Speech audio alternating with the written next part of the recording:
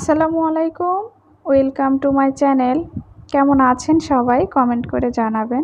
আশা করছি আল্লাহ তাআলার অশেষ রহমতে সকলে খুবই ভালো আছেন এবং সুস্থ সুন্দর আছেন।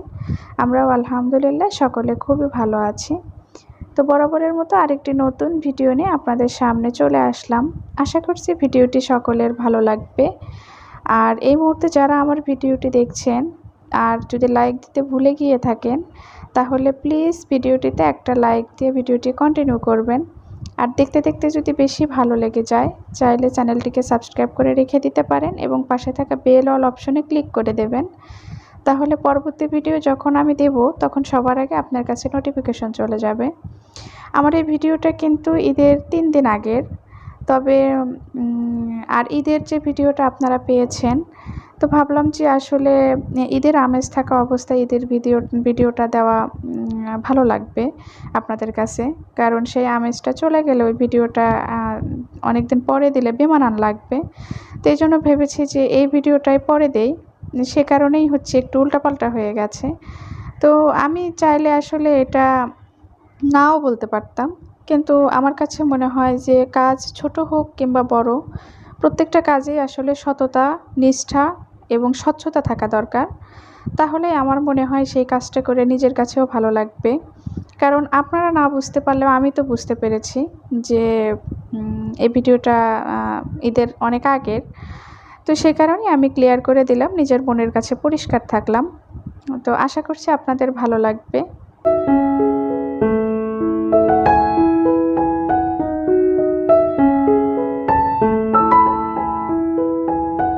আর আমার আসলে বেডশিটগুলো একটু পুরনো হয়ে গেছে। তো সেই কারণেই হচ্ছে আবার ভাবলাম যে ঈদের আগে বিছানার জন্য দুটো বেডশিট নিয়ে নেই। তো এটা হচ্ছে আমার রুমের জন্য। তো এই বেডশিটগুলোর একটা জিনিস খুব ভালো লেগেছে, সুন্দর কাভারগুলোতে চেইন আছে। আর এই বেডশিটটা হচ্ছে আমার ছোট ভাইয়ের জন্য। তো এই যে বালিশের কাভারগুলো যেরকম দেখছেন, বেডশিটগুলো দেখতে সেম এরকমটাই, এই জন্য আর খুলে দেখালাম না।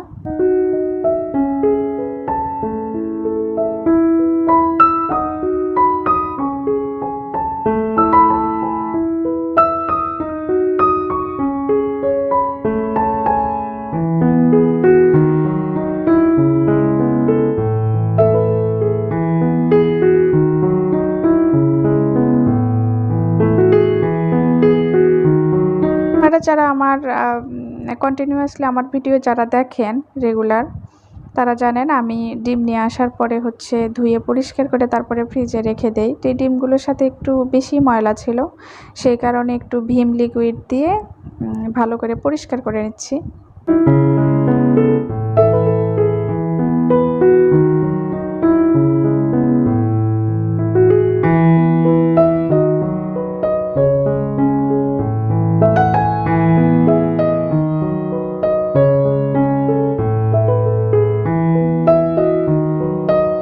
এই যে আমি যখনই কাজ করি তখনই আমি এভাবে আমার বেসিন একদম মুছে ক্লিন করে রেখে দেই।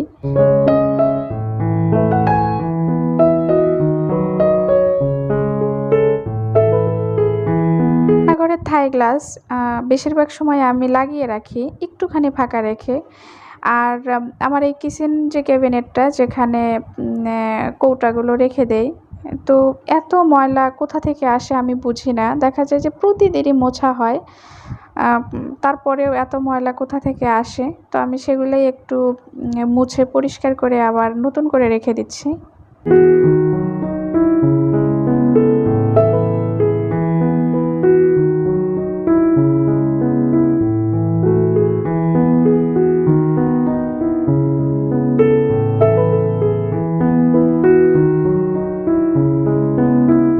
গোছানোর পরে ঠিক এরকমটা লাগছে।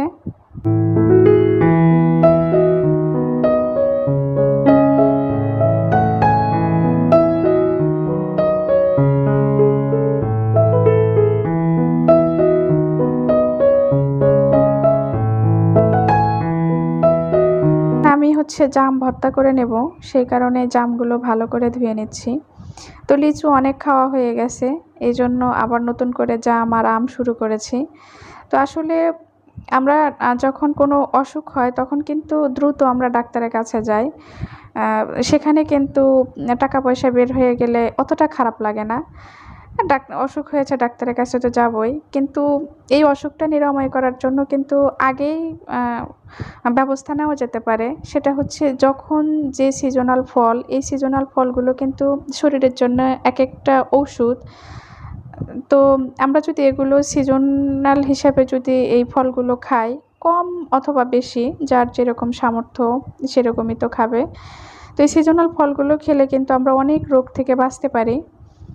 তো চেষ্টা করবেন যে সিজনাল ওয়েজ যে ফলগুলো এগুলো খাওয়ার। তো আমি আসলে ঠিক এই যে এইভাবে জামগুলো ভর্তা করে নিচ্ছি।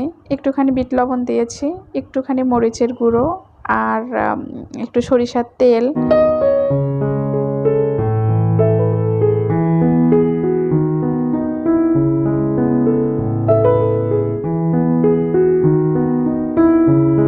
হালকা একটু সরিষার তেল দিলাম।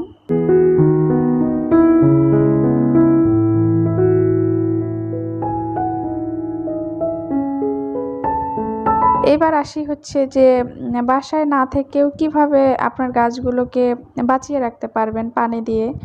তো আমরা যারা হচ্ছে গাছ পছন্দ করি, তারা যখন একটু বাইরে যেয়ে থাকা লাগে, মানে বাড়িতে গিয়ে যখন থাকতে হয়, তখন বাসায় যাওয়ার পরে ওই গাছগুলো কী হলো, কেমন হলো, আদৌ বেঁচে আছে কিনা, অনেক রকমের টেনশন মাথায় কাজ করে। আর যারা গাছ পছন্দ করি আমরা সবাই জানি যে একটা গাছ যদি মারা যায় মানে কি পরিমাণ যে খারাপ লাগে একমাত্র যারা পরিচর্যা করে তারাই বলতে পারবে।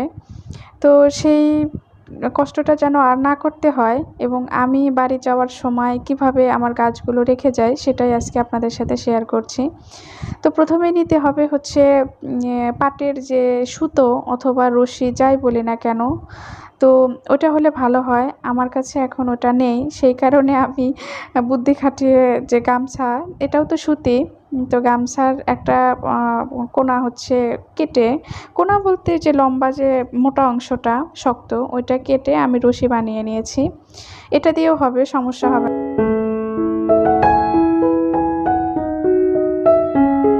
তো আপনারা ওই পাটের যে রশিটা ওটাই নেবেন, ওটা বেশি ভালো হবে। তো এই যে দেখতেই পেলেন আমি সুন্দর করে পানিতে ভিজিয়ে তারপরে হচ্ছে অনেকটা গাছের চতুর্দিকে পেঁচিয়ে দিলাম।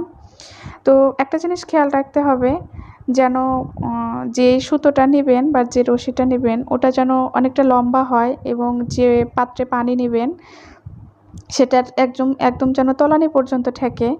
আর যে টব, সেই টব থেকে মিনিমাম ১ হাত উপরে যেন থাকে, মানে পানির পাত্রের অংশটা অথবা বালতি।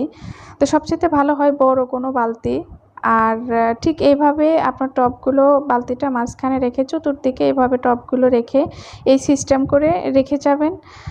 মানে মরা থেকে অন্তত বাঁচবে গাছগুলো। খুব যে ওরকম সবসময়ের জন্যও মানে যেরকম গাছের গোড়ায় আমরা পানি দিই ওরকম তো হবে না, তবে গাছের গোড়াটা একটু ভেজা থাকবে, গাছটা মরবে না। আর আস্তে আস্তে একটু করে পানি চুইয়ে আসবে। তো আমি তো ভিডিও কেটে দিয়েছি, এটা মিনিমাম ১ থেকে ১.৫ ঘন্টা পরের কিন্তু চিত্র যে একটুখানি গাছের গোড়াটা ভিজেছে। তো আপনারা ঠিক এভাবে করবেন, আশা করছি আপনাদের ভালো লাগবে এবং উপকৃত হবেন।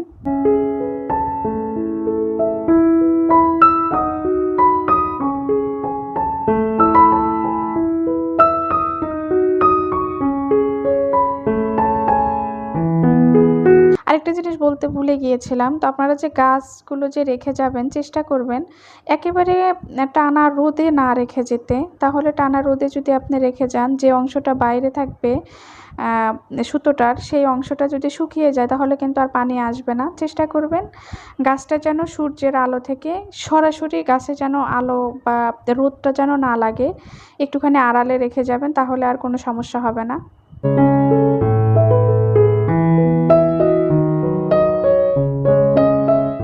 আর যে বেডশিটগুলো কিনেছি ওগুলো তো আর সাথে বিছানায় পাতা যাবে না। তো সেই কারণেই হচ্ছে ধুয়ে দিয়েছি আমি, ডিটারজেন্ট পাউডার দিয়ে ভালো করে ধুয়ে নিয়েছি।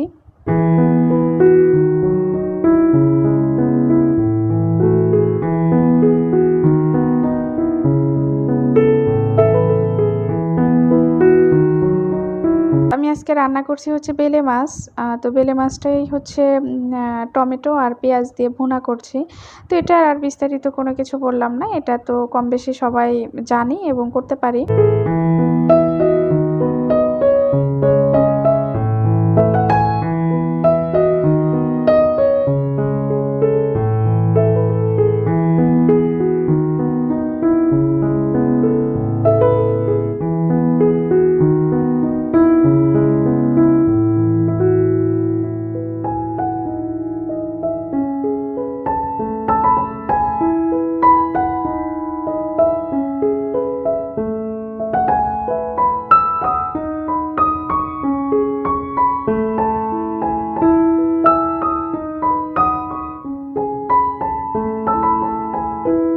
আমার মাছটা রান্না কিন্তু একদম কমপ্লিট হয়েই গেছে।